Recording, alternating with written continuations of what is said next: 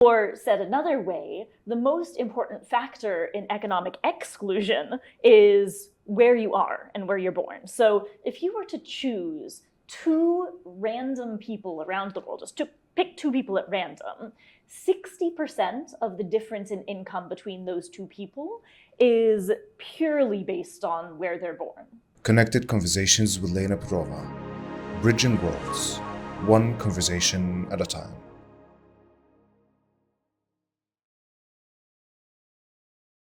All right, hello, and welcome back to the Connected Conversations, where we talk about communities, community challenges, and leaders who bring positive impact to those communities.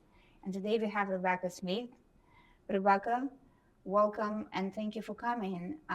Rebecca is a very special guest because in today's world, we have quite a few crises across the world, and particularly here in the US.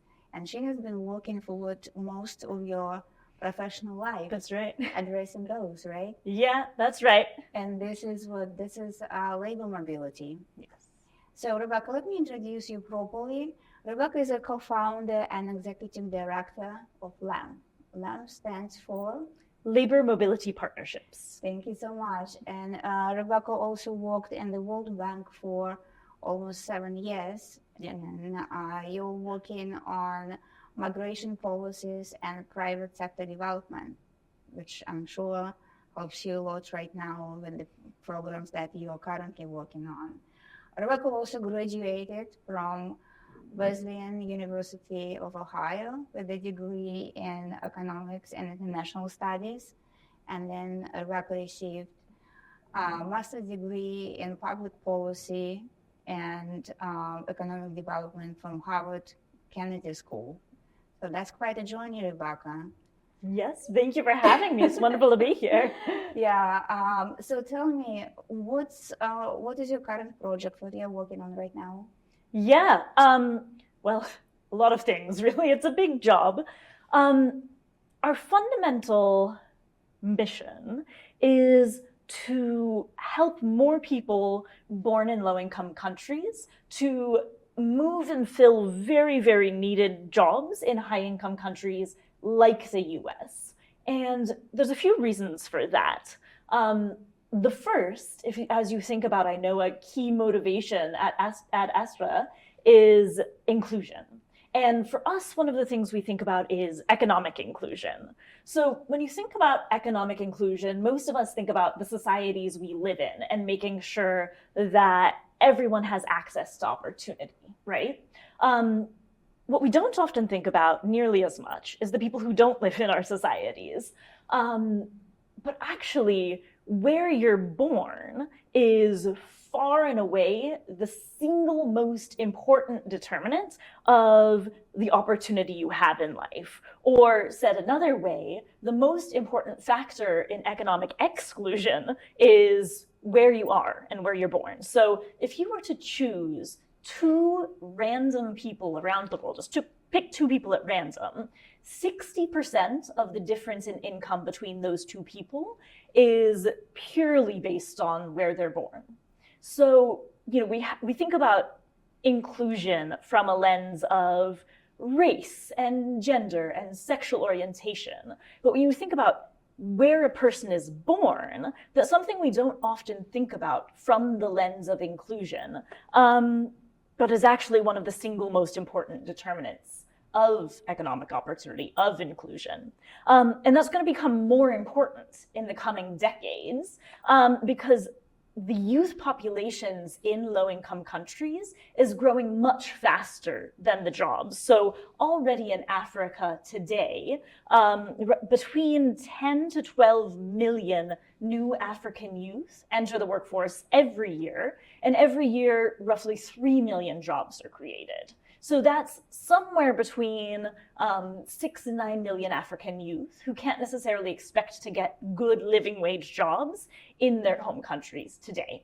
And then the flip side of the coin, right, is us in high-income countries. So high-income countries like the US, like Canada and Germany and Japan and South Korea, all of them are aging really rapidly, so rapidly that the number of jobs is growing far faster than the number of young people to actually fill those jobs. And that sounds really esoteric, but it actually has really deep implications for the structure of our societies, for how we experience day-to-day life. So you think about the long waits at the airport and the restaurants where you can't really get service. All of these things, we're already beginning to feel the early tremors of countries that don't have enough young people. And kind of the single most dramatic example I can give you of this is, by our estimates at LAMP, already within 10 years in the US, there's going to be more new job openings in the aged care sector than there are going to be new young people, new young workers specifically. So that means within 10 years, the US will not have enough young people to fill even one sector, let alone the entire rest of the economy. So this is the backdrop for all of our work. And I guess the short version of the answer to the very long background I just gave you is that we're trying to fix that. We're trying to create bridges between the workers in low-income countries who need jobs and the jobs in high-income countries that desperately need them. It's incredible work. I have so much respect to what you do, because if you look at it here, well, let's bring it to US right now, and then I really want to ask you a question about Brexit, because this is something that we really want to talk, because we can't not to learn from it, right? Yes, yeah. It's a great area for a great opportunity to learn and see how we can navigate from there. But let's go back to US for a second and look what we are having here, right? You just mentioned the caregiving jobs. We talk about the policy for green energy. And I was looking at the reports and the numbers that your organization provided, that even in the clean energy, for us to achieve the goals that our country has, we do not have workers for that, right? That's right. And I'm looking at the numbers that I found in your publication, that we would need 7 million workers to get to where we need to go with the green energy.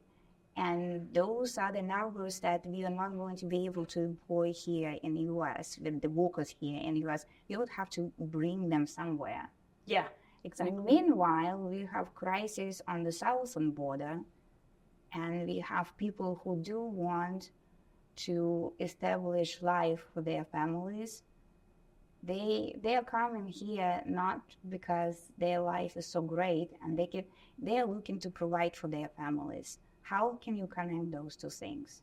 Yeah, it's a great question, Lena, and I'm so glad you point to that example. You can point to almost any area of our economy and our society and find the same problem, right? So I raised aged care. You talked about the green economy. The same thing is true of the CHIPS Act and trying to bring computer chip manufacturing to the US. We find the same problem again and again and again. And there's a few things I want to point out that are really subtle nuances about what you just said. So the first one is, when we actually dig into the needs, I think we have this belief that the people we want to let in through our immigration system, they're doctors, they're engineers, they're computer scientists, right? When we actually dig into the data and what our economy needs to function, we find that actually what we need is blue-collar workers. People who bring a skill set, but not necessarily an advanced degree. And I think that's one really important thing, because honestly, that is not how our immigration system is designed. Our immigration system is designed to let doctors and engineers in. It's not designed to let people in to those blue-collar sectors. And the same thing is true across a number of countries. So that's one really important thing, is we have to change how we think about who we want to welcome into our country.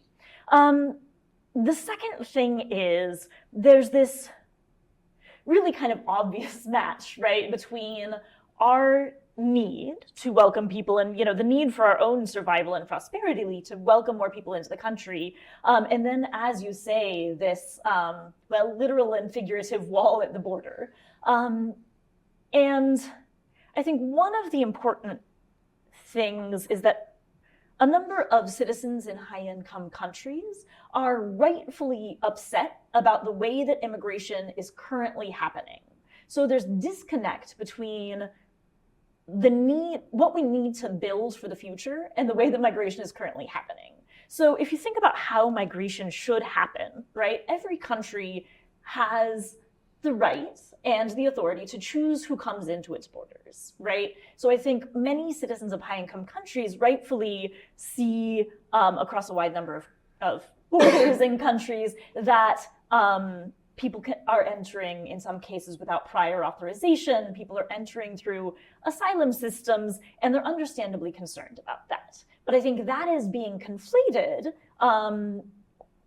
and undermining this idea that actually we really want these people here, that they would be hugely helpful to us. So what we really need to build for the future is systems that proactively train and recruit and then match workers in those low-income countries who want to be here and have a skill set to bring with the employers and jobs who need them in the US. So it's about building that proactive system, focusing especially on occupational needs that's really bringing the workers we need and matching them with the right employers here. Correct. And so here, with the past couple of years here in the US, let's take agriculture. So we know that we have crops that haven't been picked up and left on the fields, asparagus, berries, cherries, because farmers cannot find workers here. Yeah.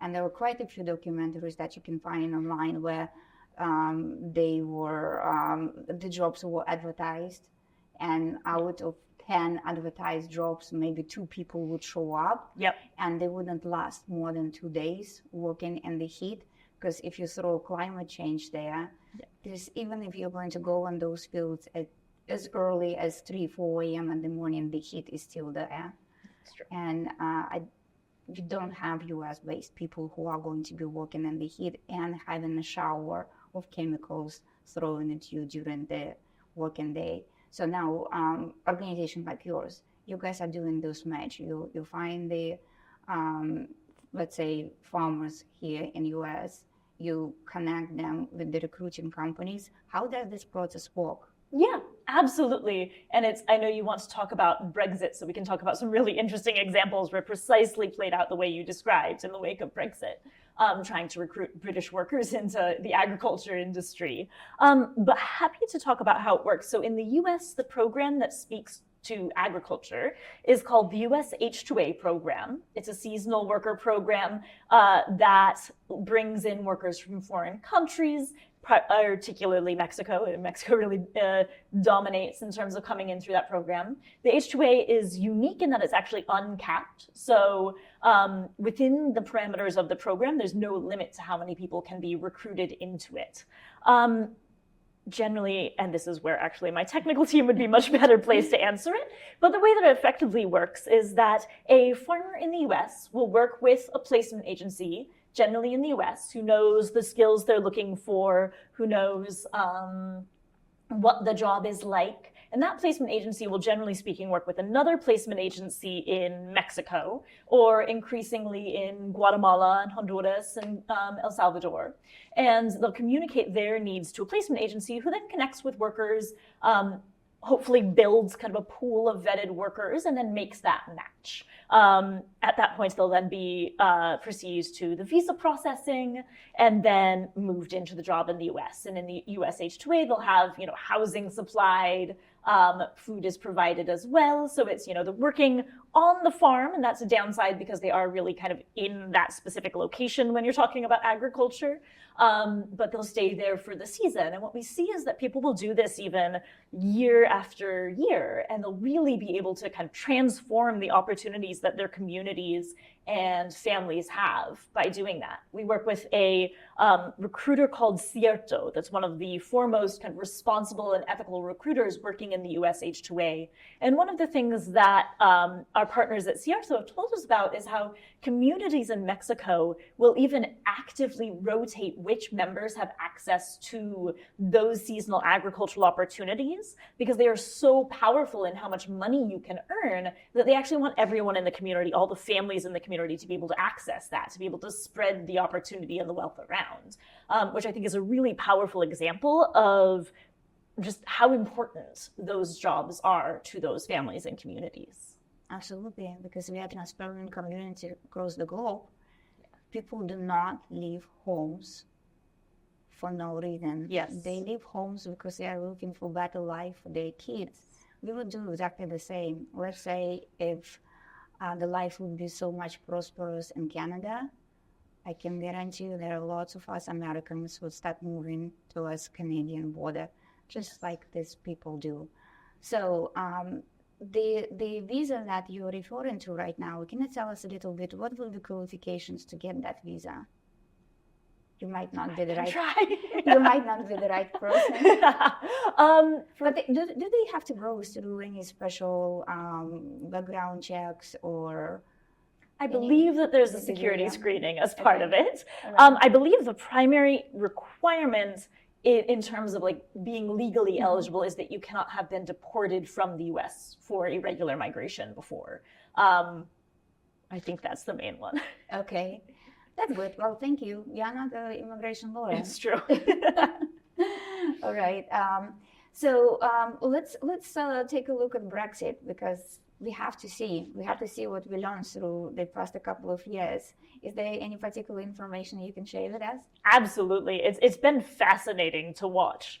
And you're so right, because I think Brexit was really what we can now say one of kind of the early tremors, I suppose, of this longer wave of right-wing, so growing strength of kind of the conservative wings of a number of countries.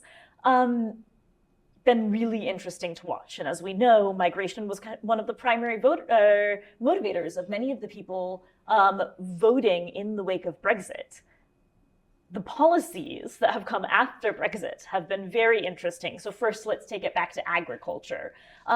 During COVID, there was a very active campaign to try and get young British workers picking in the agriculture industry. And it was exactly what you said. I think they managed to recruit something like 10. They cut none of them. And so very quickly after that, you saw a special program to bring foreign workers into the UK seasonal agriculture worker program. They quickly revived a program that had been closed for several years to bring foreign workers into the agriculture industry.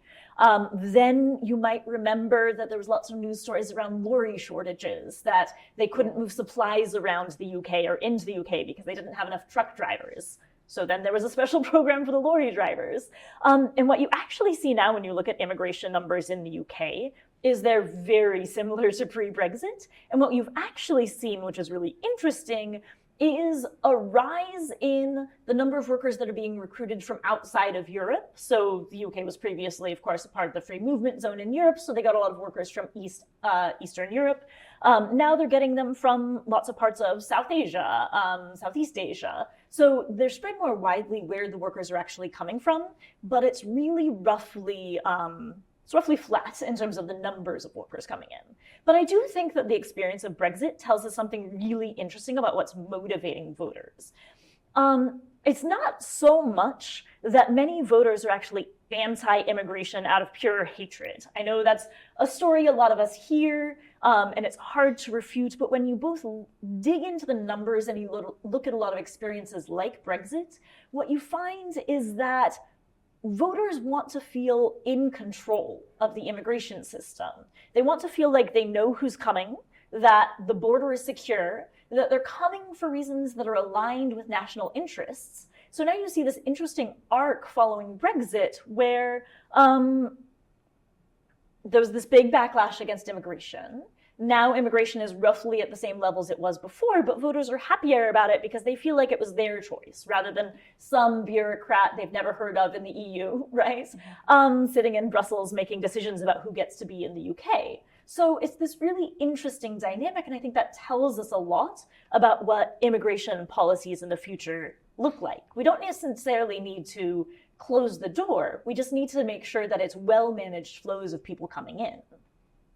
Interesting. How do you think we can apply it here to the US, if there is anything that we can learn from it? Well, it's a big challenge in the US because the first thing that you need to do to have well-managed migration systems is have realistic legal pathways for people to actually come in through, right? I have some good friends at Cato who've actually drawn the process of what it takes to legally migrate to the United States. And I'm sure we all know many people who've gone through that process.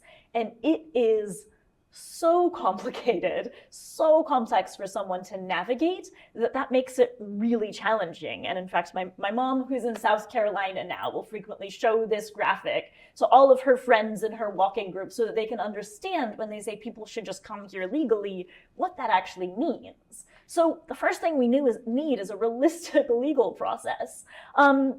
And that also includes new and expanded visa categories. So, for example, I mentioned that some of our biggest labor needs are for blue-skilled workers, or blue-collar workers, right? Workers without advanced degrees doing, what we called in the COVID year essential jobs, right? Well, here's the problem. There is no non-seasonal visa for blue-collar workers to come to the US. So you have the H-2A that's seasonal agriculture, you have the H-2B that's seasonal non-agriculture, like ski resorts, things like that. And then you have, the H-1B, the other really advanced profession degrees. There is no non-seasonal visa for, say, welders that we very badly need. So that's a really big challenge, is we actually need visa types for all the types of workers we need. And then when you actually have robust legal channels for people to enter, you pair it with robust border enforcement, right? And when you have those two things, then you can really control who's coming in. But it does have to be both at once, because if you crack down on the border, but you don't create realistic ways for people to enter legally, then what we see every single time is that people just migrate through increasingly risky illegal channels. So we're not going to be effective until we also have realistic legal channels. And that, unfortunately, I don't know how to solve.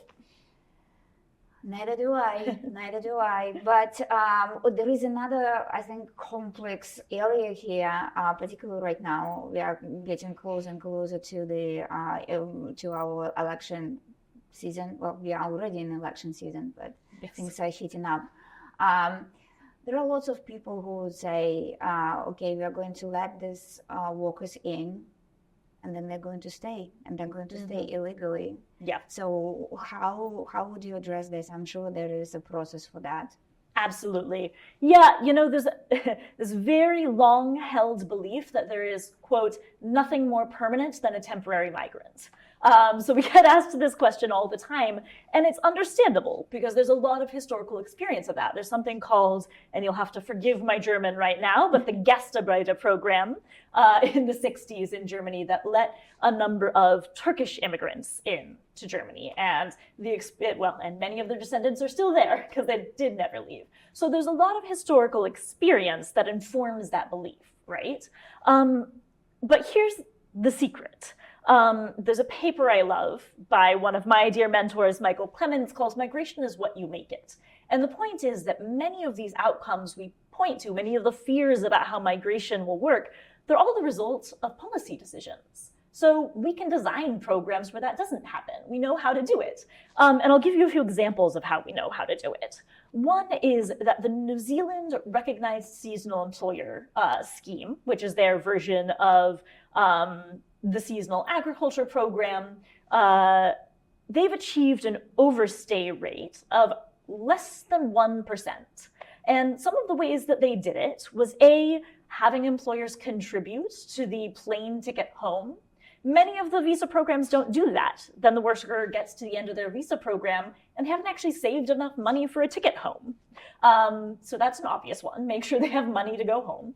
The second thing you can do, and probably one of the most powerful tools, is make any future legal migration opportunity dependent on timely return home. Right? So the reason people overstay is because they believe that if they leave, you won't let them back in. Right? So you can use that to make sure that your laws and rules are abided by and design a system that works for everyone. People don't want to be stuck illegally in a country forever, right? They want to go home, see their family, and then return to their place of employment, which happens to be in the US or in New Zealand in this example, right? So make future legal opportunities dependent on timely return home, then let them back in. That's proven to be hugely powerful. There's other interesting things that you can do. For example, savings accounts that you can access only after you return home. And you can have employers contribute to those as well. So the point is there's all sorts of interesting design decisions we can make that make sure that people do return home. And we have really strong evidence that they work. It's just that we all need to adopt them now. So I understand why people might have that fear because it has worked that way in the past. But there's no reason for a modern immigration system to be plagued by overstay like that. Did you have any particular project that you were working on that you got very connected with, and any stories of maybe some families that you know and that was your pride? Yeah, well, it's interesting because we're actually very early days in most of our projects. So the workers, they're just being placed into jobs even now. But I think, well, there's so many stories and touch points that all of us have with migration. Personally, I worked in Afghanistan for many years. And so I was able to see a lot of the hopes that people had for what they could build if they were able to get a job outside of their country, and then even bring some of that money back and build something at home in Afghanistan, or even bring their family with them. So I have now, in fact, many dear team members who are spread around the world and who are building new lives in California and Canada. And it's really exciting to see just some of the things that they're able to, opportunities they're able to access that they weren't able to at home. Some of the other new exciting programs that we're working on, a lot of our work right now is happening in Northern Central America. So we've just started a program that we're very excited about, placing workers from Guatemala onto cruise ships. And it's funny because we don't think about cruise ships that much as immigration, right? It's the people aren't coming onto our shores. You don't even think there's a visa involved, but there actually is. It's called the C1D visa. And it's amazing because there's just so much opportunity there. The cruise industry needs several 100,000 workers over the coming years. It's growing so quickly. And what they need is workers who are well-trained in language, especially language for a specific industry. If you think about your experience on a cruise ship, right? There's a specific language that goes to that hospitality. And then you need people who are hardworking, are, customer service oriented. But in many ways, it's a job a lot of people could learn how to do. So I think I get really excited when we hear about the jobs there, especially those are connecting to indigenous communities in Guatemala. And then thinking about the opportunity that represents for people all over Central America, because the industry is really interested in expanding their recruitment there. So I think it's just so many tales of hope and opportunity. And I think we see the individual stories are really powerful, but I also think what's really powerful to me is envisioning just an entirely different world, like the scale of it. There's so many opportunities and jobs that need to be filled, and every single one represents a whole life transformation for that worker and their family. That's really, I think, what gets me most excited. And Rocky, you're giving me goosebumps right now. And not just because it's cold in here. Not just because it's cold in this room, but because you're really sharing something very impactful. Because I don't know, how does it feel to be you when you probably travel in the world and you're seeing parts of the world that really need some transformation and assistance with that transformation, and then you see how you can bring that change, and you're doing that, and do you have those moments and like, we did it?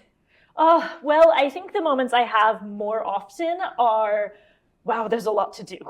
It's very daunting because we're thinking about, what I talked about at the beginning, we're thinking about fundamental inequalities in the ways that our entire global economy is structured, right? So I think that can be very daunting. And And I think just the amount of work to be done until we get there. And I think feeling that hope and how important it is, it can feel very daunting.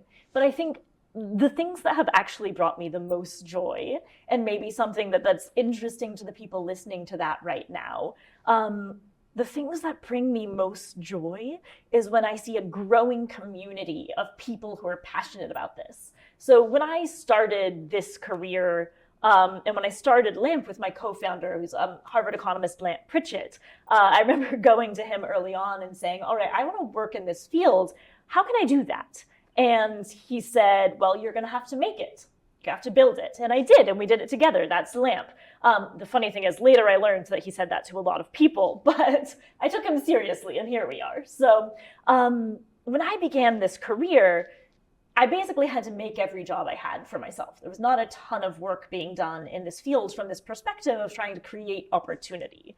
But now, I see the LAMP team, and I'm so proud of the work that they're doing. It's wonderful to work with just such an amazing group of people. But then I'm seeing more and more young people being excited and saying, how can I contribute? Like, I see the vision. How can I help move this forward? And there's such a need for people of so many different skill sets that I think, to me, that's what gives me goosebumps, and that's what gives me hope, is the idea that, someday I can retire and this work will continue, because then it's not just me or my team seeing this vision, but now there's a growing community of people who see the vision too. Incredible. When you guys, I'm sure you guys have challenges. What are your current challenges? So many, all the time. It's a very difficult field, and even setting aside the politics that we've talked about and immigration, which is just generally charged and challenging. But then you think about just the logistics of migration, and that itself is very difficult. So we can take it from, let's take it from the perspective of a worker, right? You're born in a low-income country. Let's pick Guatemala because we do so much work there. You may or may not speak English. You might quite possibly don't, unless you're from kind of upper middle income classes. In fact, in many of the indigenous communities, you may not even speak Spanish, right? So you're not necessarily born and raised thinking about or being trained in the languages of the jobs you might hope to fill abroad. Then the second thing is, how do you even find a job abroad, right? Honestly, if I had to do that right now with my degrees and access to networks and everything, I would still find it challenging. But without those things, it's incredibly daunting. And then there's knowing who to trust, because there's a huge business in trying to sell migration opportunities, because migration opportunities are so valuable. There's so much misinformation out there that people can profit off of. So you're trying to navigate your way through that, knowing who to trust, knowing how to find a job abroad, and then knowing if that's a good job, right? So that's just the first step of the process, right? Then let's flip to thinking about it from the employer side. You need a worker. First of all, there's the labyrinth of visa programs and trying to figure out, well, which one is the job which is the visa program that my job is eligible for. Then there's how to navigate it, how to find a good visa lawyer, again, one that can actually get the job done and is above board with you. And then there's how can I find that worker in some other country that I know has the right skills for me. And we both run businesses. Hiring the right worker is incredibly important and impacts your life a lot, right? So it's a huge act of trust. And then there's finally, getting them to meet in the middle, navigating the visa process, actually getting the worker set up in the foreign country. And then there's, housing. Accommodation's a huge problem, especially in many of our countries that actually don't have adequate housing supply. So we hear that again and again. And then there's just that long-term relationship. Some call it integration, but it's really about how do you help the worker settle into the job so that they're meeting the needs of the employer and having a good work experience themselves. And then also outside of work, having a good experience in their community. So we can call that integration, but it's also really just like, what is your experience of work and of life? And there's all sorts of challenges there. So from end to end, I would say it's almost nothing but challenges. And one of the biggest problems is we don't have an international system set up to help people navigate that. So what my team at LAMP is doing is actually designing really nuts and bolts solutions to kind of every single step of that process. Kind of try and fix one, then move on to the next, and you just keep doing it again and again.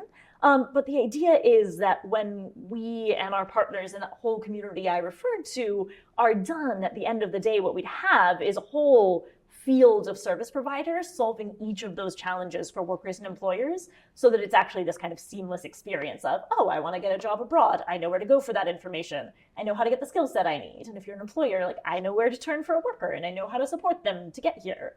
We're pretty far away from that dream, but we'll get there.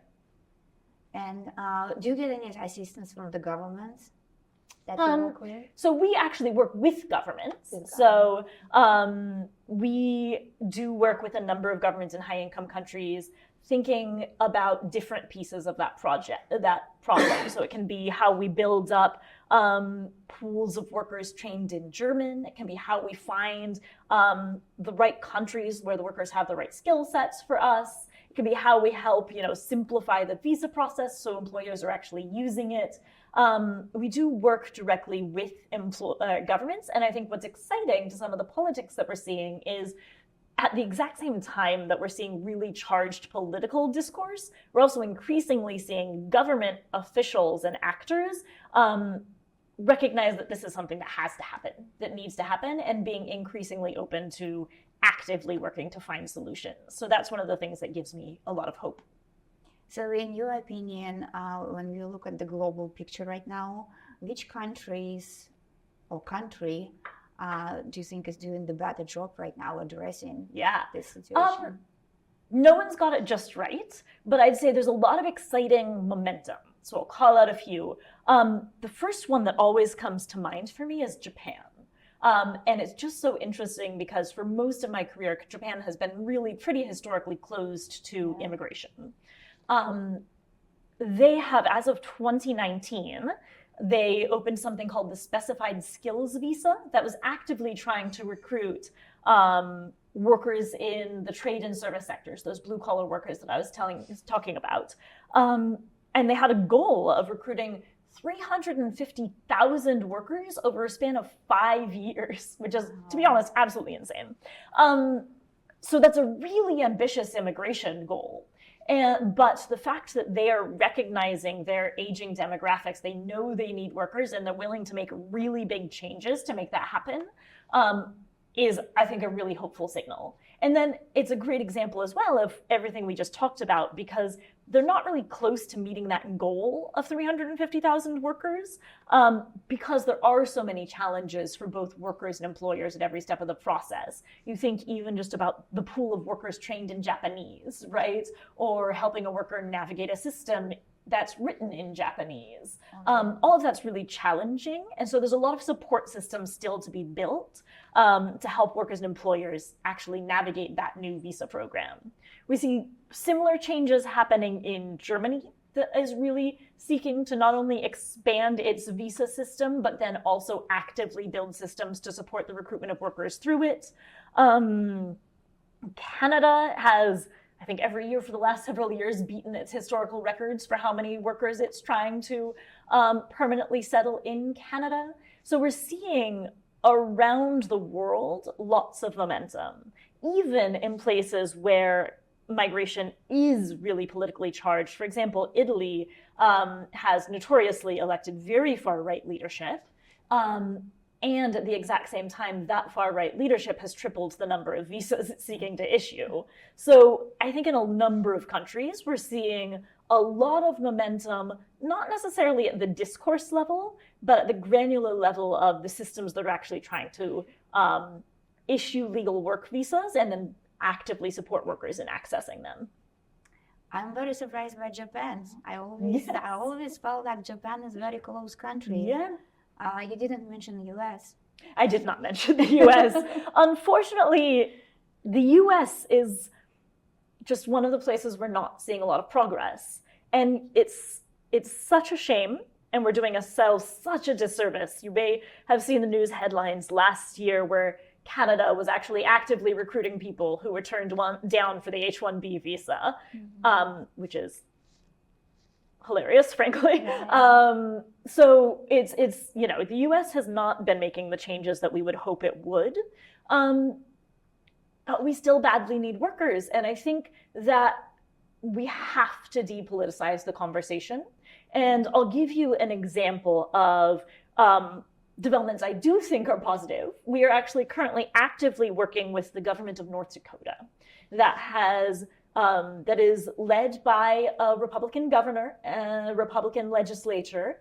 That Republican governor and legislature stood up a new Office of Legal Immigration that is seeking to actually help North Dakotan employers access visa pathways and bring more workers from abroad.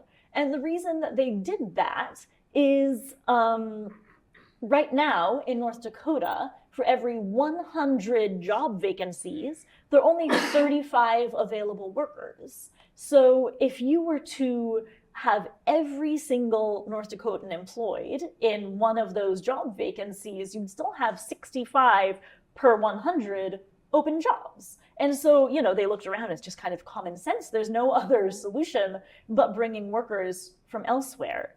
And Americans are common sense people, right? And I think most of us are open to understanding that, we're really open to common sense solutions like, well, if there's a job that needs filled and there's not an American to fill it, then it's fine, right? Then it's fine for someone to legally come and fill that job. I think if you were to, in fact, I have data evidence and polling that shows that most Americans support that statement. I think for whatever reason, that's not informing our politics nearly as much as we would hope. But I think most of us can agree on that statement. And then we just need to build systems and hopefully change the dialogue and narrative a bit to recognize that that's something that's both critically necessary and achievable. I agree with you. At the same time, I would think that maybe our society needs a little bit more education in that area.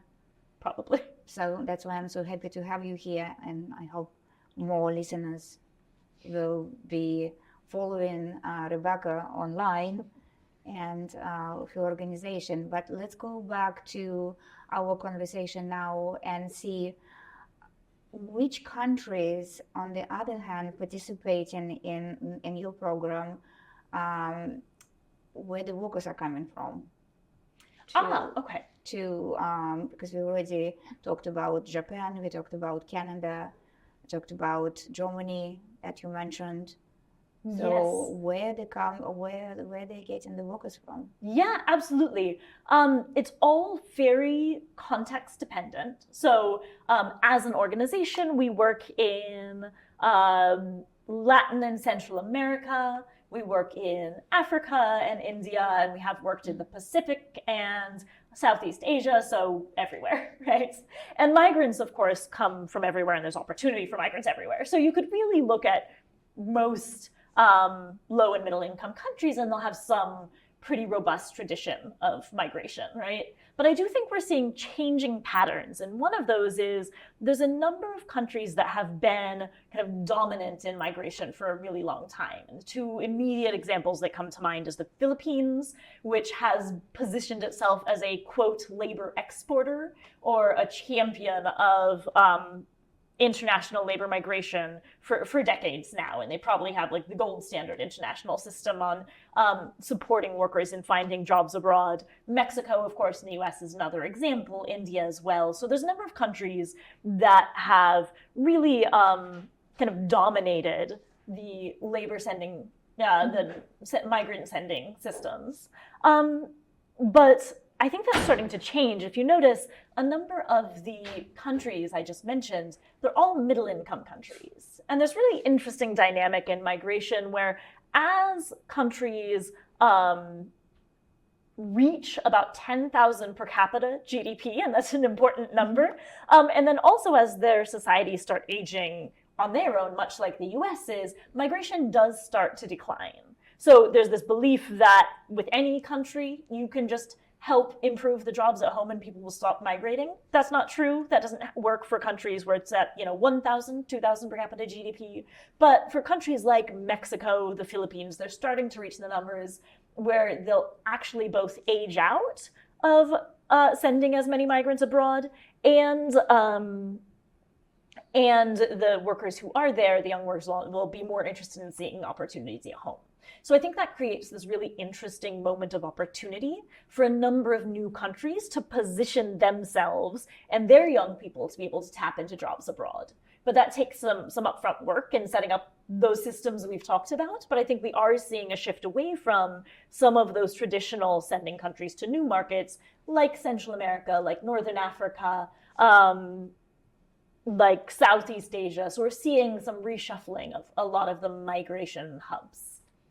And going back to government, because again, you just mentioned earlier that you participate with government programs, you work with governments.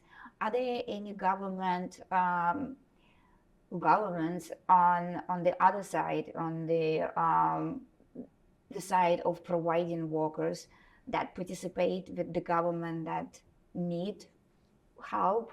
Oh, absolutely. Or labor shortage. So how does this work? Because I read, in preparation for meeting you today, I read that Kenya in particularly had some working relationship right now.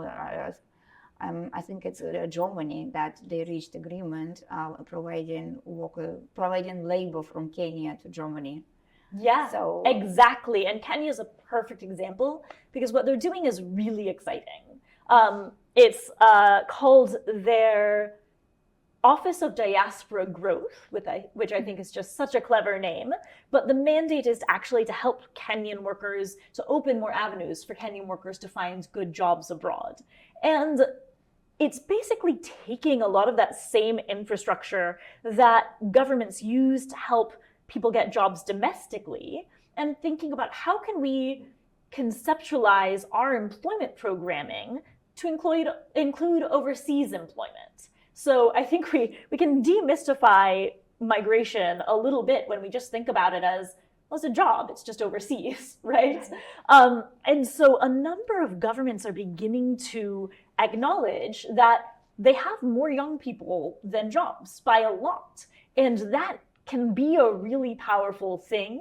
But at the same time, it's incredibly important that you do have jobs for those young people.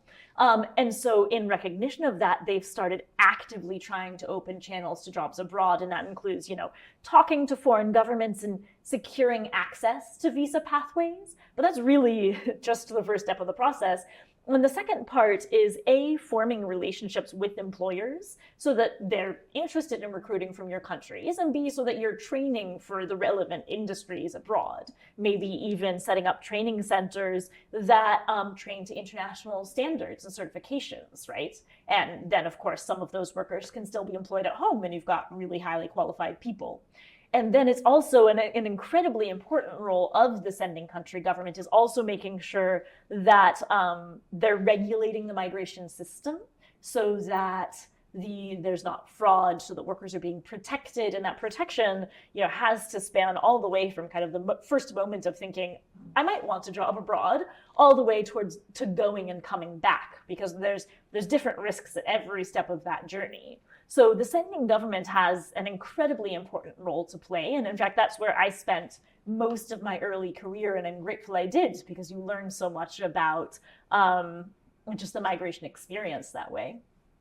Yeah, I'm sure that's helping a lot, because again, there are all those stories, but particularly in Nigeria, I think when people's thinking that they are participating with the recruitment agencies, they end up in human trafficking. And again, the more we have the structure, the more people receive protection. Yeah, that's right. So. Yeah, and unfortunately, what you're describing is all too common. It's, we see that in every country that we work in. And it's all, we've talked about the incredible power of migration to unlock life opportunities for people. But the flip side of that is that there are more people who want a job abroad than there are visas, right? And so when that is true, that means that anyone who actually holds access to that migration opportunity has incredible leverage. And unfortunately, there is a whole global industry of people who have used that leverage to defraud migrants. So one of the things that we are working on as LAMP and as well as many of our partners, is to build an alternative, because you do rely on services, right? Like you as a migrant, you need information about jobs abroad. You need someone to help navigate the journey for you. I don't think any of us would try to actually migrate with no help, right? So you need that support, but you need it from a trusted, vetted source. So we badly need a well-regulated, professionalized industry that is transparent, that's actively providing good services to the migrants as well as to the employers. And then we need the support of the government to actually regulate and enforce that. That's another area where there's a lot of work to be done. But I can give you the example of GODEX, which is an association of responsible recruiters that LAMP has just stood up in Guatemala. And so, that's the beginnings of exactly that type of service provider. And we're so proud of those partners in Guatemala. And there's kind of bright spots in many countries. You can look at Staff House in the Philippines is a great example. I see CRSO in the US, I already mentioned. There's so many great and hopeful examples of industry providers that are doing the same services, but actually actively protecting migrants. So that we have to move towards that and away from, the actively criminal industry that exists in many places now. Yeah, absolutely agree with you. Because if you think about it, as entrepreneurs, sometimes we have those conversations, our regulations are bad. Regulations are killing business. Regulations, too much regulations here and there. But guys, if you think about it, we do need regulations. We do need it. Remember this conversation. It does protect people. It does protect people who work for us. And the more, and again, there is a lot of data that if we have people who come here and take those essential jobs, and the more this work is being done, the more we raise capital. And by doing so, we create jobs that Americans or people in other countries that we just discussed will be able to take. That's how economy works, doesn't it?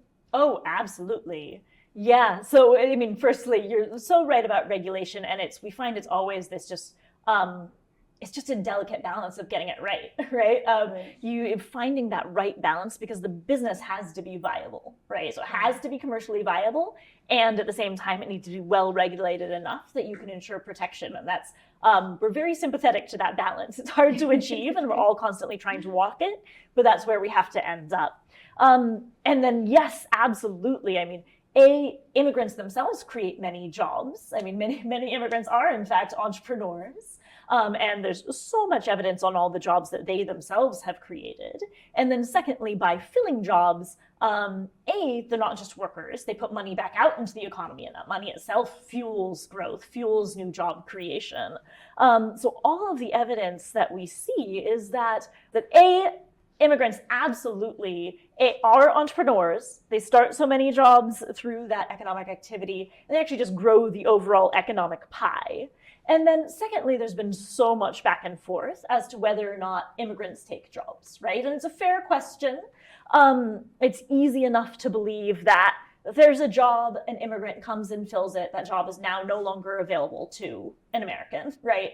And I'm going to get nerdy on you for a second if I haven't been nerdy already, but it's something that economists would call the lump of labor fallacy, that there's just this pot of jobs, and it's a one-to-one. You take a job, someone else doesn't get that job, right? But that's not how it works, actually. Jobs grow with economic opportunity. And so as immigrants come and grow the overall economic pie, there's actually more jobs. Now, they do fill some of those jobs, of course, but at the same time, more are created as well. So basically, the overall evidence is that migrants have roughly zero impact on the number of jobs that are available, either positive or negative, to native-born workers. But as you've already said, for example, within specific industries like agriculture, there's lots of examples where they closed immigration channels, tried to distribute those jobs to American workers. The jobs weren't filled because American workers weren't interested. And then either those jobs were automated, given to robots, or the businesses closed. And those were kind of the options there. So I think, yeah, it's very understandable why people have that view, but let's not fall to the lump of labor fallacy. Let's create wealth. That's right, exactly. And I'm sure that a lot of our listeners are going to be very motivated and inspired by this conversation. And since, again, we are in this very heated discussions all over our nation right now in preparation for elections, and again, a lot is going on with the immigration, because immigration is, I'm sure, in every home and every bar, every restaurant, you can hear those talks. So what would be your words that you would like to share right now? Because people say that all these people cross the border, they come here, they never leave, this country cannot stretch anymore. Share your thoughts, because we have a lot here that we discuss, but we can put in summary that a lot that US can benefit from Absolutely. allowing workers to come here. Yeah, and I think the words I would use are actually, I'll borrow them from my strategy lead, Jason Wendell, but it's just that migration is not a problem to solve, but it's an opportunity to unlock. I started at the beginning talking about the shrinking youth population in so many high-income countries. And again, I know that sounds academic, but for those of us in high-income countries, it's a very real, tangible reality, and just none of us are going to have prosperous, comfortable futures if we can't bring young people into our societies and into our economies. But secondly, bringing them in through well-controlled, well-managed legal migration channels is one of the most powerful things we can do for economic inequality and to give people access to economic opportunity. So especially, here in the US, we love the story of pulling yourself up by your bootstraps, right? Well, there is nothing more powerful or more bootstrapping yourself than actually migrating to another country to provide for your family. So that story of people really taking a huge leap of faith to come here, fill a job we need badly filled, and to do that, to provide for their families, access opportunity, is, I think, a story many of us would see as being at the heart of countries like the US. So we can build this world where, regardless of where you're born, you have access to much greater economic opportunity. And in doing so, we can unlock wealth for all of ourselves. It seems like there's just, nothing to dislike about that story to me. So there's a lot of work to be done. Lots of it requires people in the language community, who I know many of the people listening to this are. So I hope that they'll come and join us and build that world where people do have access to economic opportunity, no matter where they're born. Thank you very much, Rebecca. It's very inspiring. And if any of our listeners would like to find you, where they can find you? You can visit our website at lampforum.org, or you can find me on LinkedIn, or we can put my email on the screen if you like at the end. Happy to be in touch. You will. Thank you so much for sharing your experience and your story. I personally can now go and get excited about our future because it's very promising. Great. Well, we'll share that excitement together. We will. Thank you so much, Rebecca. Thank you for having me. Thank you. And thank you for listening to our podcast. Please help us grow in our communities together. Check out our website and please like our podcast if you can, and invite your friends to listen to us together. Thank you.